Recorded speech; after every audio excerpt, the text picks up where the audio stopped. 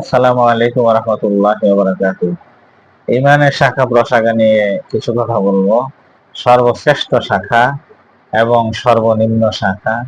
আসুন আমরা হাদিস শরীফে সরাসরি খুঁজে নেই।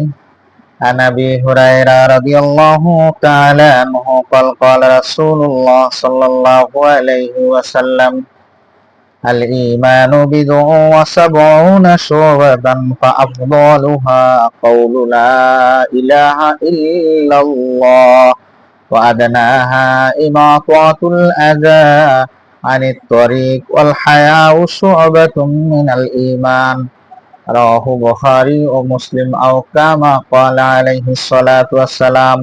হযরত আবু হুরায়রা রাদিয়াল্লাহু তাআলা আনহু থেকে বর্ণিত রাসূলুল্লাহ সাল্লাল্লাহু আলাইহি ওয়াসাল্লাম বলতেছেন, ঈমানের ৭০টিরও অধিক শাখা রয়েছে। তন্মধ্যে সর্বোত্তম শাখা হলো লা ইলাহা ইল্লাল্লাহ, আর সর্বনিম্ন শাখা হলো রাস্তা থেকে কষ্টদায়ক জিনিস বস্তু দূরে রাখা।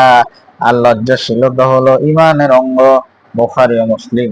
আল্লাহ রাব্বুল আলামিন আমাদেরকে বেশি বেশি করে ইমানের সর্বশ্রেষ্ঠ শাখা লা ইলাহা ইল্লাল্লাহর জিকির করা এবং সর্বনিম্ন শাখা, রাস্তায় যদি আমরা কোনো কাঁটা দেখি অথবা ইট দেখি অথবা গ্লাস ভাঙা দেখি, যে কোনো জিনিস আমরা দূর করে রাখবো।